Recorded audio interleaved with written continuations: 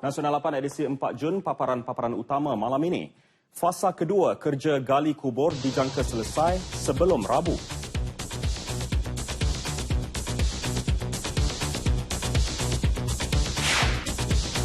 Misi cari MH370 diteruskan sehingga capai 120,000 km persegi. Dan siapa pilihan perwakilan PAS? Keputusannya dijangka malam ini. Paparan penuh bersama saya Fatul Hidayat Ghazali dan Hazel Desmond dalam Nasional 8.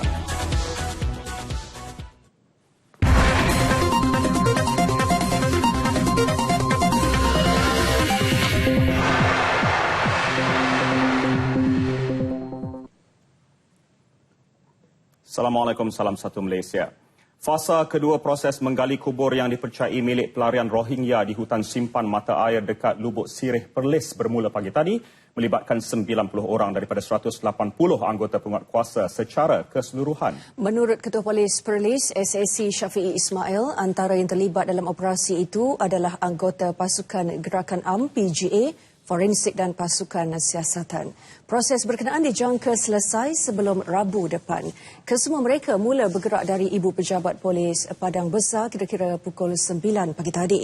Mereka memasuki kawasan penggalian melalui dua pintu iaitu di Wang Kelian dan Kompleks Imigresen, Kastam dan Kuarantin ICQ Padang Besar. Bagaimanapun, pihak media tidak dibenarkan masuk ke kawasan IPD atas sebab-sebab tertentu.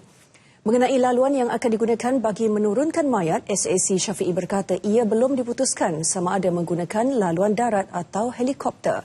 Kem transit kedua yang terbesar dijumpai di kawasan hutan simpan mata air Lubuk Sirih terletak kira-kira 100 meter dari sempadan Thailand. 91 kubur telah dikenal pasti berada berdekatan kawasan tersebut.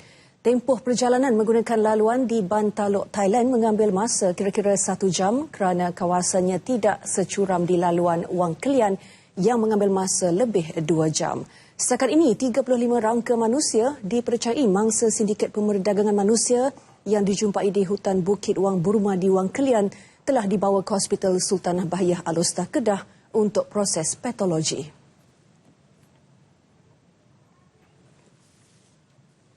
Kami dapatkan perkembangan terkini usaha menggali kawasan perkuburan setakat petang tadi. Ketua Polis Perlis SAC Syafiee Ismail yang kami hubungi sebentar tadi memaklumkan operasi menggali dijangka menemukan mayat seawal esok.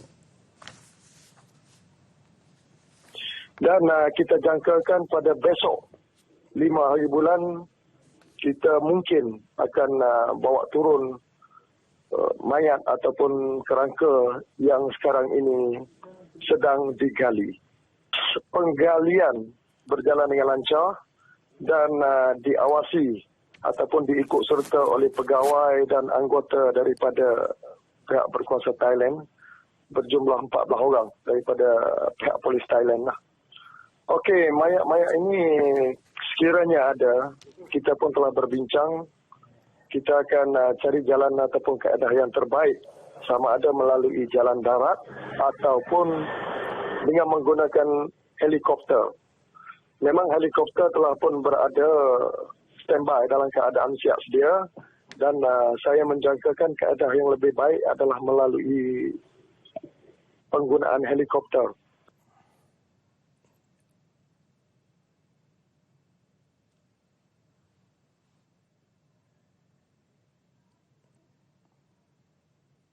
Baik, terima kasih Tuan Syafiee Ismail, Ketua Perlis dengan perkembangan itu tadi. Kerjasama strategi Lautan Biru akan dipraktikkan bagi membolehkan pelbagai jabatan dan agensi penguatkuasaan dilibatkan dalam mengawal sempadan negara. Bagaimanapun, Menteri Dalam Negeri Datuk Seri Dr. Ahmad Zahid Hamidi berkata tembok atau pagar sempadan yang kukuh wajib dibina. Jika tidak, penguatkuasaan sukar dilaksanakan secara cekap dan berkesan. Mesyuarat Kabinet semalam telah meluluskan cadangan Kementerian Pertahanan untuk meningkatkan peranan anggota tentera di sempadan dalam menyelia dan memantau kawasan sempadan negara. Ini bagi menyekat sebarang aktiviti yang menyalahi undang-undang seperti pemerdagangan manusia dan menyeluduk masuk barang-barang terlarang serta membawa keluar bahan subsidi negara.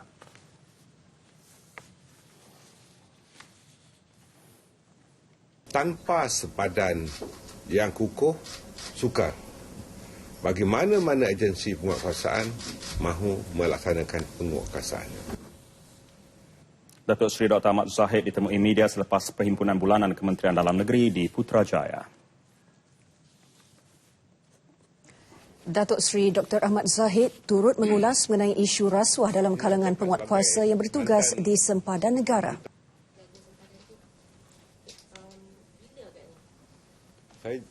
Saya kata tadi, tindakan telah dijalankan. Bukan saja dari segi domestic inquiry, tetapi juga kita mengambil tindakan undang-undang sebagaimana yang ada di dalam sistem perundangan kita. Mereka tidak akan terlepas jika benar mereka terlibat dalam melakukan kesalahan. Beliau juga tidak menolak unsur rasuah berkemungkinan menjadi punca masalah penyeludupan yang berlaku di sempadan negara. Dalam pada itu, Suruhanjaya Pencegahan Rasuah Malaysia SPRM mendapati terdapat beberapa kelemahan sistem dan prosedur kawalan keselamatan serta pemeriksaan kenderaan di sempadan Malaysia-Thailand yang boleh membuka ruang kepada rasuah. Dengan kuasa yang diberi kepada SPRM di bawah Seksyen 7, Kurungan C, Kurungan D dan Kurungan E, Suruhanjaya itu boleh memberi nasihat dan cadangan untuk penambahbaikan sistem dan prosedur. Ketua Pesuruhjaya SPRM Tan Sri Abu Kasim Muhammad menegaskan terdapat beberapa kelemahan dari segi sistem dan prosedur kawalan keselamatan serta pemeriksaan kenderaan di sempadan Malaysia-Thailand yang boleh membuka ruang dan peluang kepada perlakuan rasuah.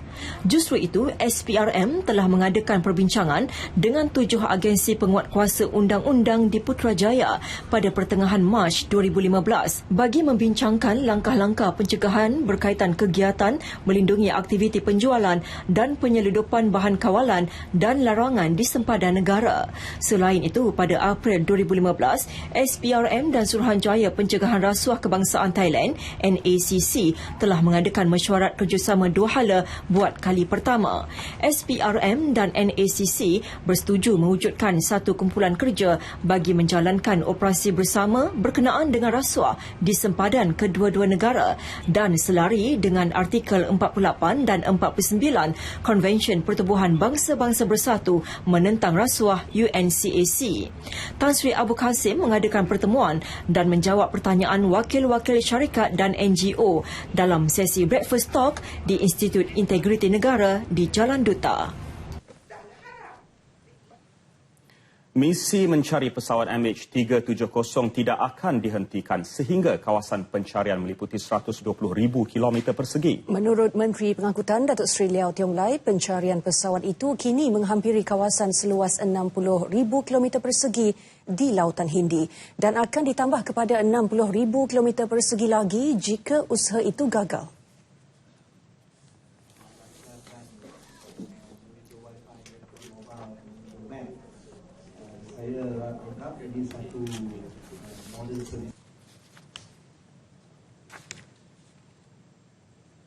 Datuk Seri Liao mengulas laporan media Australia yang memetik pusat penyelarasan agensi bersama JACC sebagai berkata, kawasan pencarian tidak akan diperluas. 1,000 km square. Kita buat keputusan akan tambah kawasan pencarian dan kita akan teruskan keputusan itu. Tak ada berita kata kita henti pencarian, itu tidak benar. Jika tiada sebarang petunjuk selepas kawasan pencarian mencapai 120,000 km persegi, Malaysia, China dan Australia akan merujuk kepada pakar untuk tindakan seterusnya. Dalam pada itu, orang ramai digesa supaya menghentikan tindakan menyebarkan kejadian kapal terbang terhempas dan kesan balak terbakar di laman sosial kerana kejadian berkenaan adalah tidak benar. Menurut Ketua Polis Kelantan, Datuk Mazlan Lazim, kejadian yang dilihat penduduk di Gua Musang semalam sebenarnya latihan TUDM. Beliau merujuk maklumat yang tersebar menerusi laman sosial serta panggilan yang diterima Jabatan Bomba dan Penyelamat Kelantan daripada orang ramai yang terlihat sebuah pesawat dipercayai terhempas di Rantau Manis, Gua Musang. Walaupun ia hanya latihan, tindakan pemberi maklumat dipuji kerana bersikap proaktif dengan keadaan semasa. Kita percayai bahawa pemberi maklumat tu nampak mungkin jet yang berkenaan yang buat latihan di kawasan Gua Musang tu dia terbang rendah masa dia buat latihan tu. Jadi dia ingat kapal terbang tu jatuh lah. Tapi sebenarnya dia buat latihan terbang rendah. Jadi kita kata bahawa tidak ada, memang tidak ada kita adanya pesawat yang terlepas di kawasan itu. Siasatan lanjut dengan penduduk sekitar juga mendapati mereka tidak mendengar sebarang bunyi kapal terbang terhempas seperti yang dilaporkan. Datuk Mazlan ditemui selepas merasmikan pelancaran Carnival United Against Crime bersama Membantras Jenayah di Tunjong. Perdana Menteri Datuk Seri Najib Tun Razak berkata beliau tidak akan patah semangat dalam perjuangan meskipun ada kalanya beliau bersemangat diplomatik. Sehubungan itu, beliau memberi jaminan akan terus berjuang dan yakin Barisan Nasional BN Sarawak akan berdiri teguh di belakangnya. Sepanjang 5 tahun pentadbiran kerajaan di bawah Datuk Seri Najib, lebih RM1 bilion untuk melaksanakan pelbagai projek pembangunan di Sarawak. Lebuh Raya Pan Borneo antara projek terbesar Kerajaan Persekutuan untuk negeri Sarawak. Jelas Datuk Seri Najib lagi, lebih banyak agenda pembangunan sedang dan akan dirangka kerajaan BN untuk kemakmuran rakyat negara ini. Paling utama, misi untuk menjadikan Malaysia mencapai kemajuan pesat.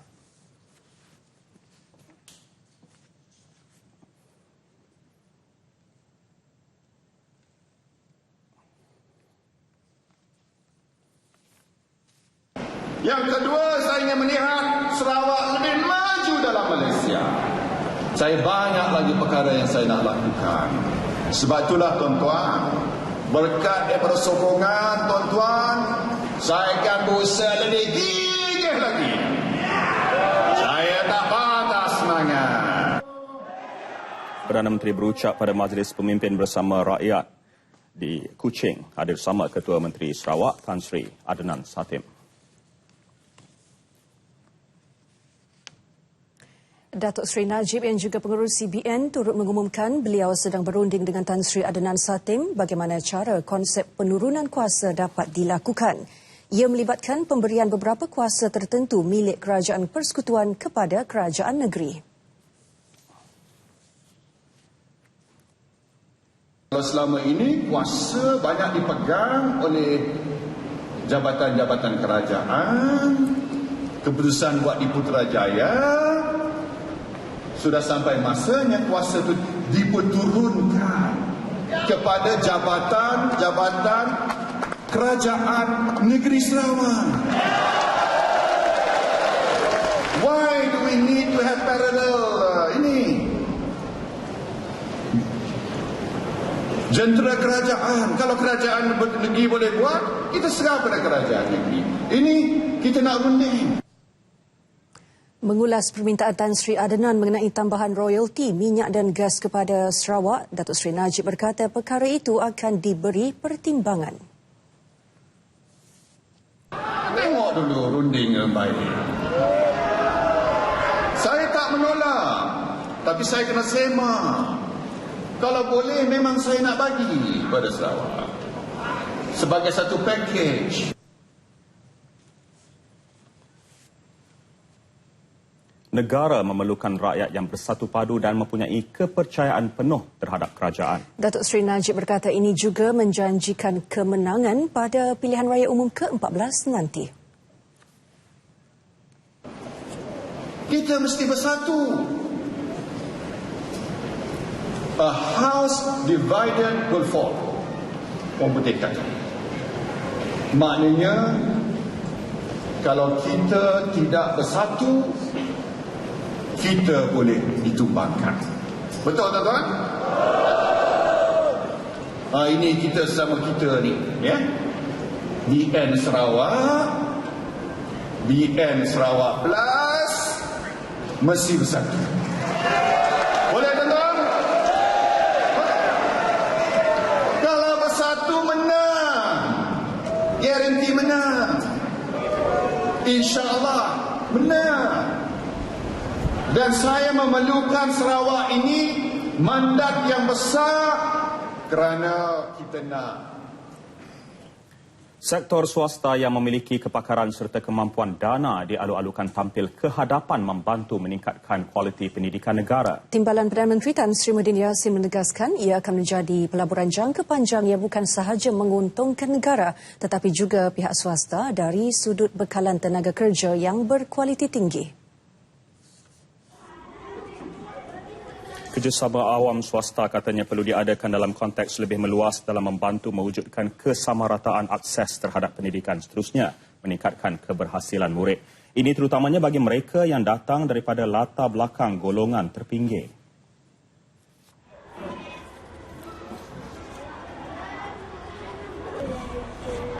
Pengajaran dan pembelajaran untuk tahun 2015. Selari dengan hasrat kerajaan untuk menjadikan Malaysia sebagai sebuah negara maju dan berpendapatan tinggi menjelang tahun 2020, kita perlu melipat gandakan usaha kita untuk melahirkan modal insan berkualiti yang mampu memacu kemajuan negara ke peringkat seterusnya.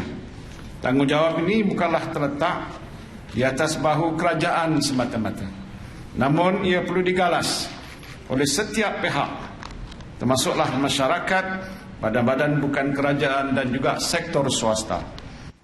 Beliau yang juga Menteri Pendidikan berucap pada Majlis Graduasi English Literacy Program tajaan UEM Group Berhad serta majlis menandatangani perjanjian pengambilan sekolah angkat pintar oleh kumpulan UEM Group di Ibu Negara. Tan Sri Muhyiddin turut menekankan aspek penguasaan bahasa Inggeris dalam melahirkan generasi muda yang lebih berdaya saing. English Literacy Program bermula sejak 2012 melibatkan 116 pendidik yang berkemahiran dan berpengetahuan untuk menjayakan proses pengajaran dan pembelajaran bahasa Inggeris secara lebih berkesan. Manakala untuk program sekolah angkat pula, ia melibatkan 39 sekolah rendah. Pada majlis sama, Tan Sri Muhyiddin turut mengumumkan pelantikan pengerusi UEM Group Berhad Tan Sri Dr. Ahmad Tajuddin Ali sebagai penasihat kepada Menteri Pendidikan bagi sekolah berprestasi tinggi dan sekolah kecemerlangan kluster. Sekolah kecemerlangan kluster. Saya yakin dengan pengalaman dan keprihatinan beliau dalam sektor pendidikan dan pembangunan modal insan dapat sedikit sebanyak membantu Kementerian Pendidikan ke arah merealisasikan aspirasi kerajaan Malaysia seperti mana yang terkandung dalam Pelan Pembangunan Pendidikan Malaysia. Tahniah saya ucapkan kepada PAS akan terus melaksanakan tahaluf siasi atau kerjasama politik dengan PKR dan DAP walaupun diserang siang dan malam oleh rakan sekutunya dalam Pakatan Pembangkang itu. Tegas Presiden PAS Datuk Seri Abdul Hadi Awang, tahaluf siasi diteruskan selagi ia tidak bercanggah dengan panduan Al-Quran dan As-Sunnah.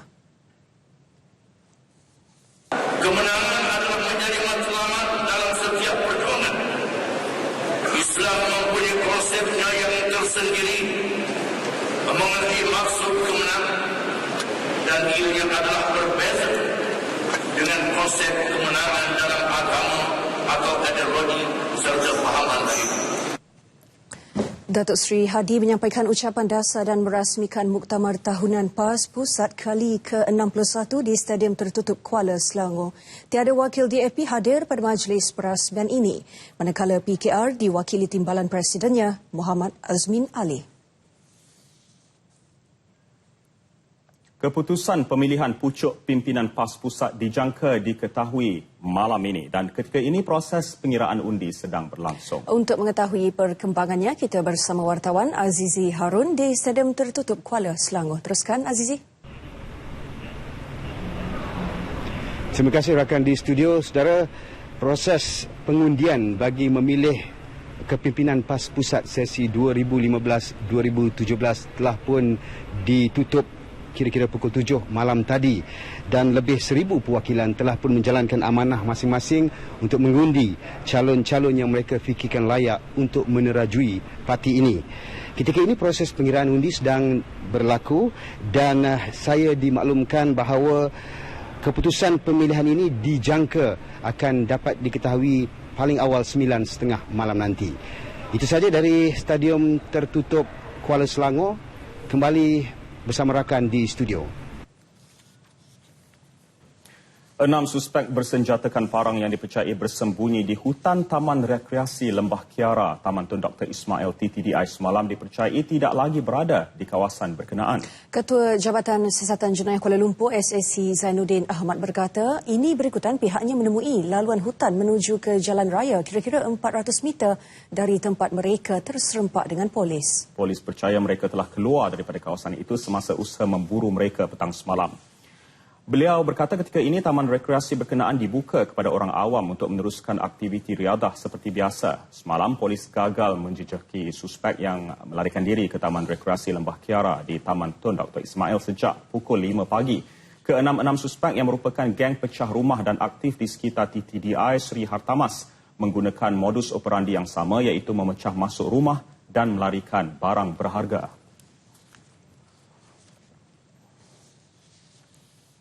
Tiga nyawa terkorban akibat denggi. Situasi itu telah membangkitkan kebimbangan terhadap penduduk Taman Sri Segambut di Ibu Negara. Walaupun pemeriksaan berkala dilakukan Kementerian Kesihatan, namun sikap ahli parlimen kawasan berkenaan yang mendiamkan diri amat mengecewakan mereka.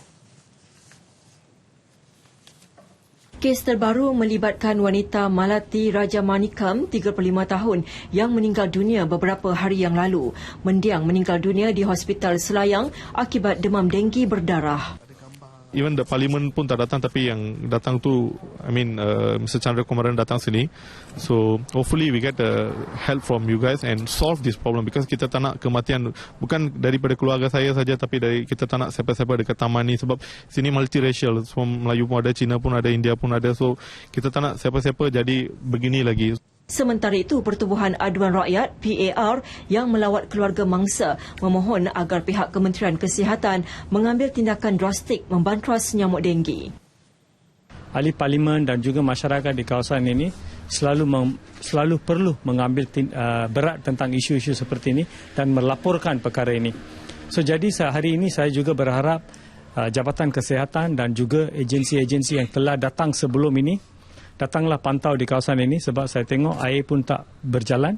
That means the water is not flowing.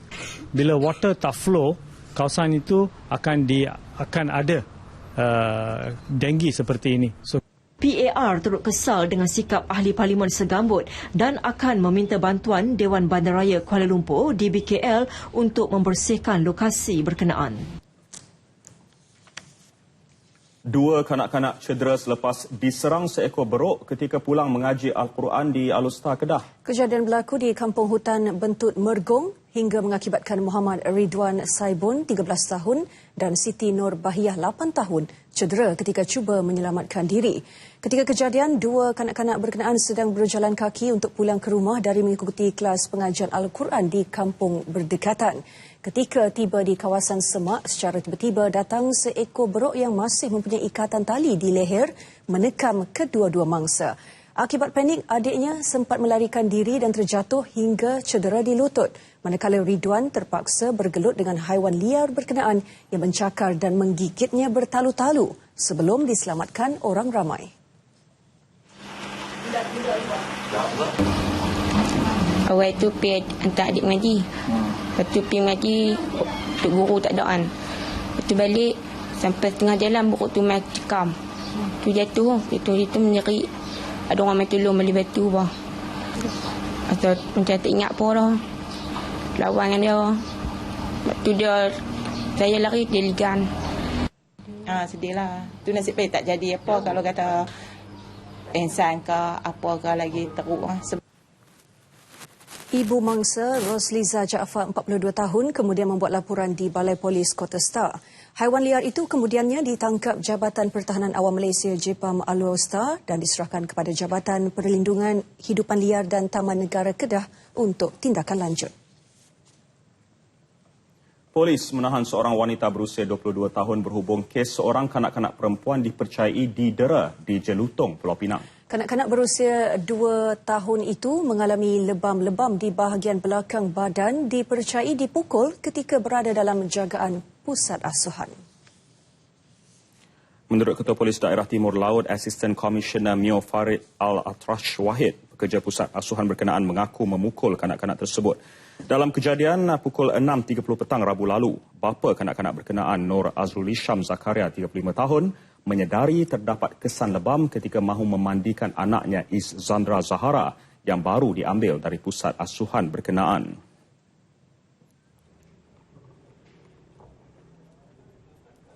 Polis telah menahan seorang pengasuh yang berusia 22 tahun dan kita telah mendapat perintah riman sehari di mahkamah pada hari ini, di mana pengasuh tersebut telah mengakui bahawa beliau telah melakukan perbuatan tersebut. Dan kita pun telah selesaikan kes ni, kita selesai menjalankan siasatan terhadap kes ni, dan kita akan merujuk kertas siasatan ni ke pejabat YATPR untuk mendapat arahan selanjutnya. Kanak-kanak sebut pun dah berada dalam keadaan stabil dan kini masih dirawat di hospital Pulau Pinang. Kanak-kanak tersebut dilaporkan stabil dan masih mendapatkan rawatan di Hospital Pulau Pinang. Kes disiasat menurut Seksyen 31(1)(a) Kanun Keseksaan. Hasil intipan dan makluman awam, 2 rakan ditahan di sebuah rumah dekat Simpang Ampat, Seberang Perai Selatan kerana disyaki mengedar dadah jenis ekstasi. Serbuan kira-kira pukul 2.45 pagi tadi oleh sepasukan anggota Jabatan Siasatan Jenayah Narkotik Pulau Pinang berjaya memberkas seorang ejen insurans dan seorang buruh, masing-masing berusia 29 dan 33 tahun. Serbuan ke atas alamat berkenaan telah menemui 2,650 ekstasi, cecair dadah serta serbuk ekstasi dan dirampas. Sebuah kereta mewah turut disita, manakala kedua-dua suspek juga kini direman sehingga Ahad ini bagi membantu siasatan. Supaya memberi maklumatlah kepada pihak polis, dapatlah kita memerangi dadah ini secara total. Peperangan ataupun terhadap dadah ini tidak boleh dimenang tanpa kerjasama daripada masyarakat. Kerjasama awam diharap dapat menangani kes-kes seumpama ini. Polis Terengganu pula berjaya melumpuhkan sindiket pengedaran dadah dikenali Geng Banjo dengan tertangkapnya 5 ahlinya dalam 2 serbuan berasingan di Kuala Terengganu. Kesemua mereka berusia di antara 24 hingga 30 tahun itu diberkas bersama 197.08 gram heroin dan 1,993 biji pil kuda. Sindiket Geng Banjo itu dipercayai mempunyai rangkaian pengedaran dadah sekitar daerah Dungun dan Kuala Terengganu. Menurut Ketua Polis Daerah Kuala Terengganu, ACP Idris Abdul Rafa, ketua kumpulan dikenali sebagai Banjo itu pernah ditahan di bawah Seksyen 39B Akta Dadah Berbahaya 1952 tahun lalu. Jalan Gong Pak Damat.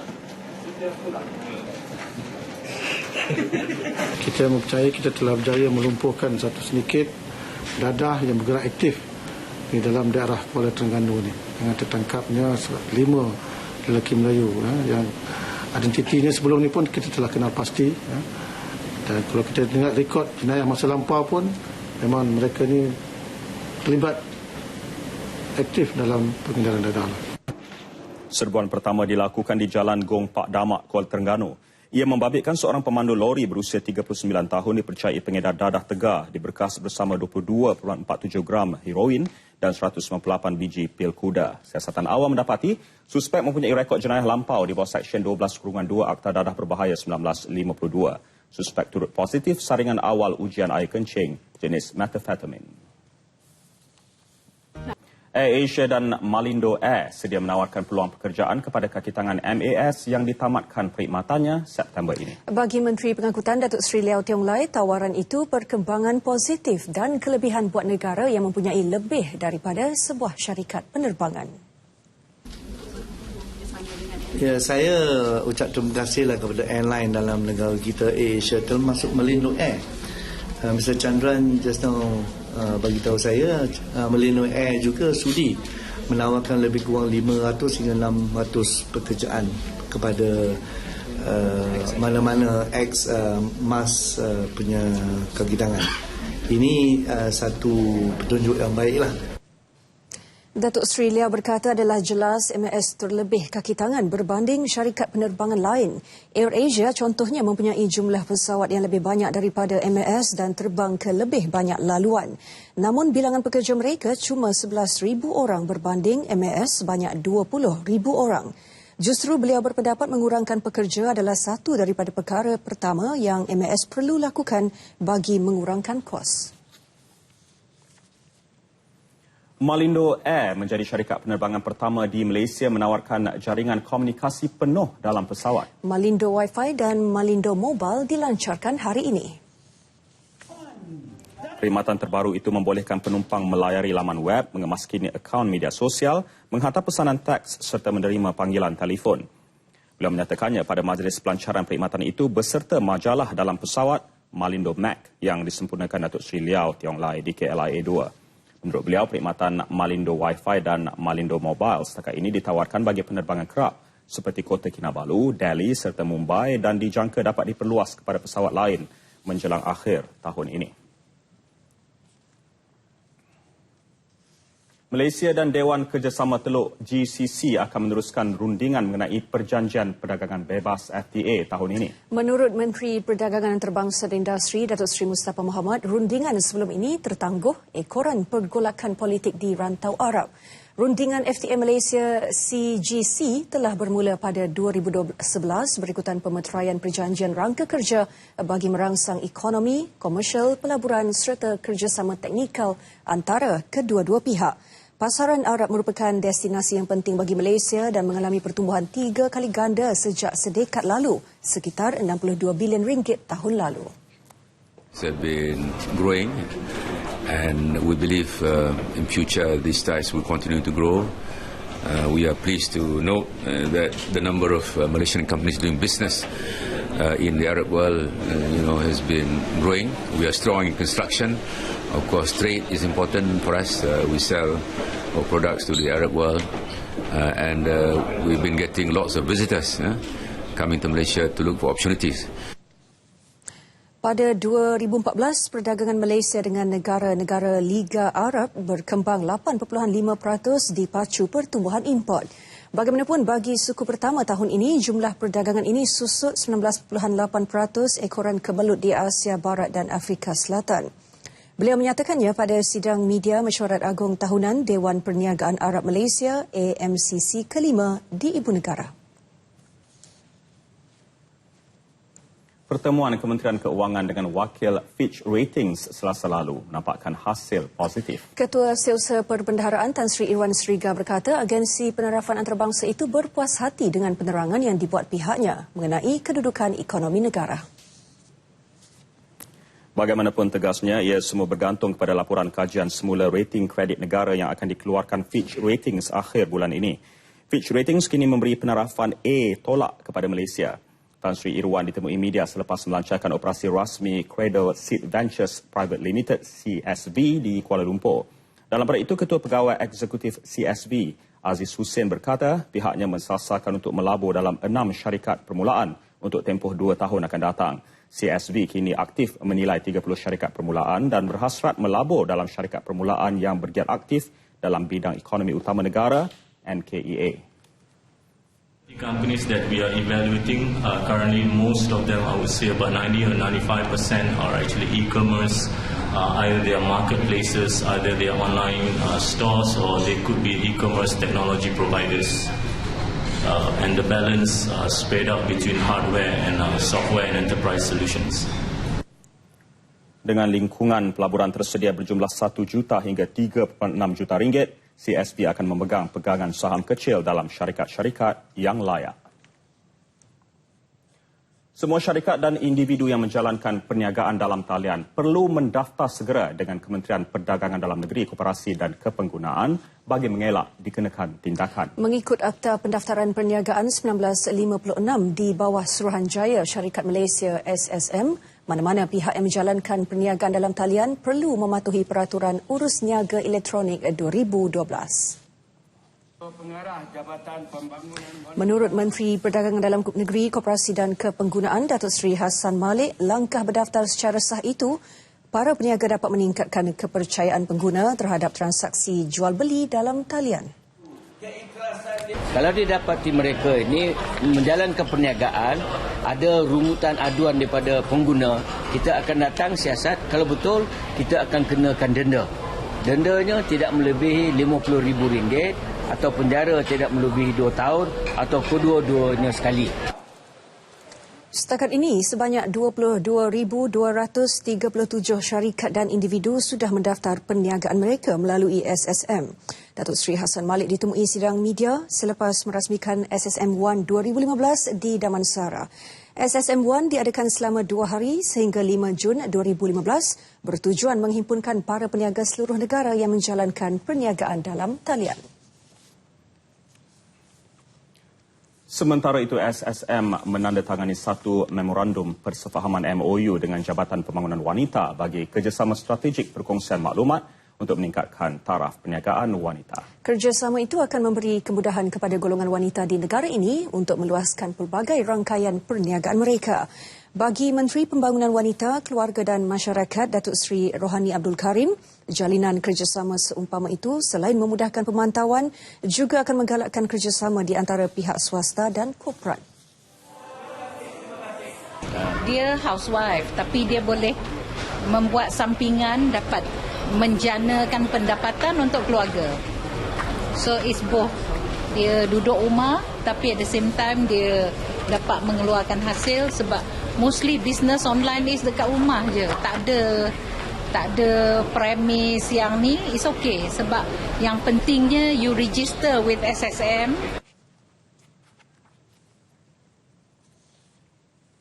Tawaran diskaun 40 hingga 70% bagi pelbagai barangan keperluan sempena Syawal bakal dinikmati pengguna. Diskaun menerusi program Raya Ria bermula esok dianjurkan Kementerian Perdagangan Dalam Negeri, Koperasi dan Kepenggunaan KPDNKK.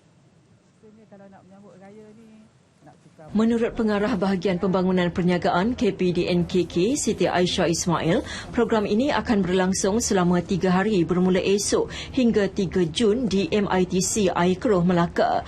Majlis akan dirasmikan oleh menterinya, Datuk Seri Hassan Malik. Ada ya, jadi ada perabot dan kelengkapan rumah punya produk lah ya. Yang terus daripada pengeluar sendiri. So saya rasa ini satu peluang lah kepada pengguna-pengguna kita kerana tawaran diskaun macam perabot ni sehingga 40%. Banyak tu. Ada. Jadi selain itu of course lah makanan dan minuman ya. Kita ada jemput kita punya PKS tempatan. Masa inilah mereka nak mempromosikan produk-produk mereka. Manalah tahu nanti lepas ni ada orang buat tempahan biskut-biskut raya kan dan makanan-makanan Beliau memaklumkan perkara tersebut ketika menjadi tetamu dalam program Selamat Pagi Malaysia di Angkasa Puri.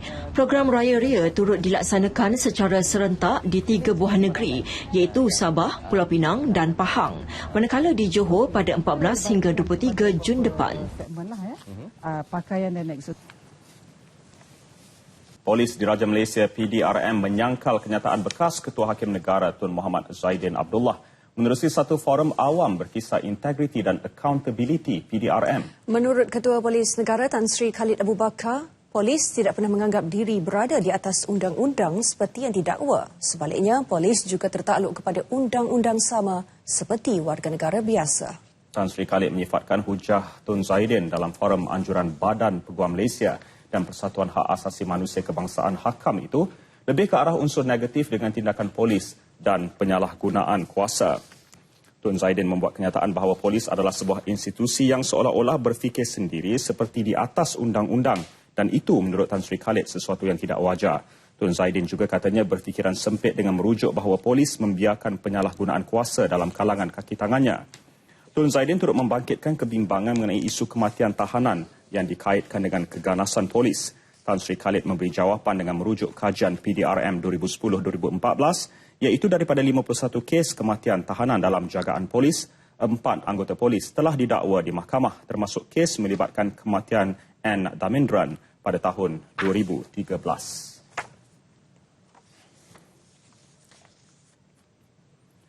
Pembukaan fasiliti bersepadu biometionina dan biokimia pertama di dunia menjadikan Malaysia sebagai pemain utama di dunia dalam sektor bioteknologi perindustrian yang mesra alam. Fasiliti bersepadu berkenaan dimiliki CJ Chil Jedang, CJ dari Korea dan Arkema dari Perancis di Taman Biopolimer Kertih KBP terletak di kawasan seluas 70 hektar. Fasiliti itu juga adalah yang pertama di dunia menggunakan proses penapisan dalam menghasilkan biometionina yang akan digunakan dalam pembuatan makanan haiwan. Dalam jangka panjang, projek itu dijangka akan menjana pendapatan negara kasar sebanyak 20.4 bilion ringgit dan mewujudkan 2,500 pekerjaan hijau di negara ini. Pengerusi dan Ketua Pegawai Eksekutif Arkema, Thierry Lehenaf berkata, fasiliti bersepadu kumpulan pertama asid amino itu telah dieksport ke Indonesia sejak Januari lalu. Beliau berkata demikian pada majlis pembukaan rasmi fasiliti bersepadu biometionina yang disempurnakan Sultan Terengganu Sultan Mizan Zainal Abidin. Sementara itu, dalam titah baginda, Sultan Mizan berharap hubungan rapat antara Kerajaan Negeri, ECRDC dan Malaysia Biotech Corp dapat meningkatkan kemasukan pelaburan di negeri Terengganu.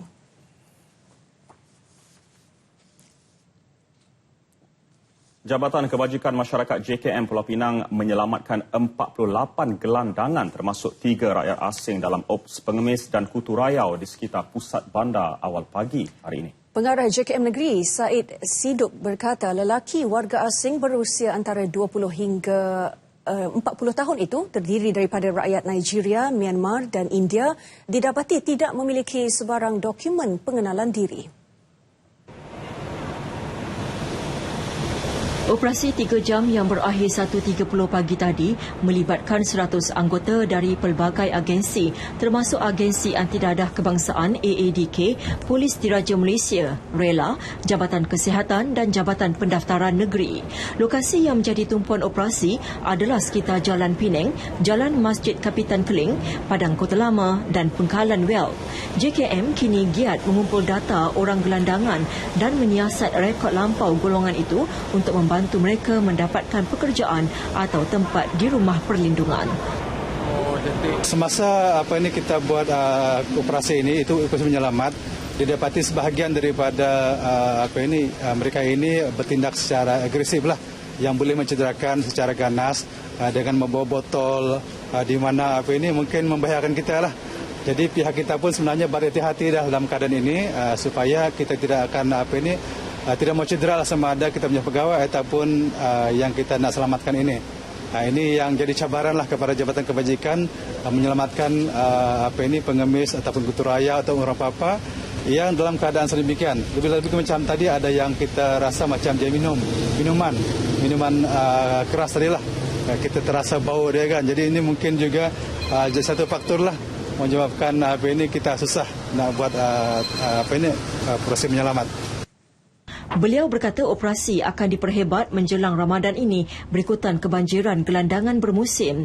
Masyarakat digesa supaya memberi sumbangan mengikut saluran yang betul bagi mengelak diambil kesempatan oleh individu yang tidak bertanggungjawab sekaligus membantu kerajaan dalam membasmi kegiatan mengemis di negeri ini.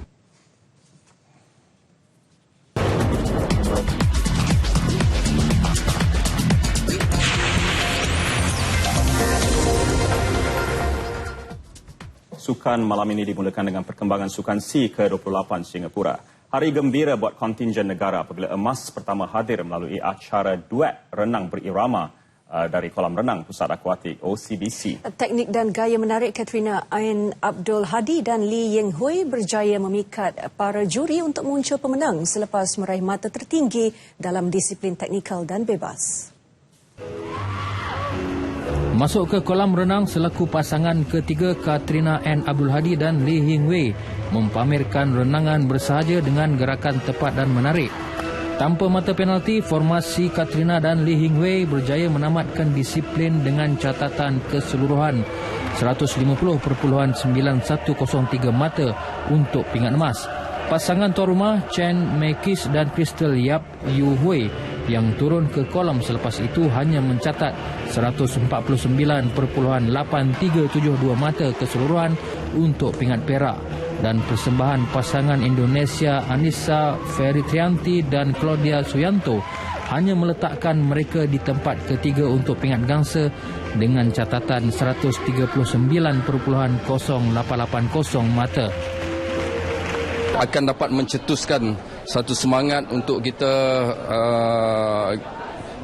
memulakan pengumpulan pingat-pingat emas khususnya, dan saya berharap dengan pingat emas ini akan mencetuskan satu semangat kebangkitan luar biasa sebagaimana yang ditunjukkan oleh kedua-dua atlet duet tim synchronized swimming sebentar tadi.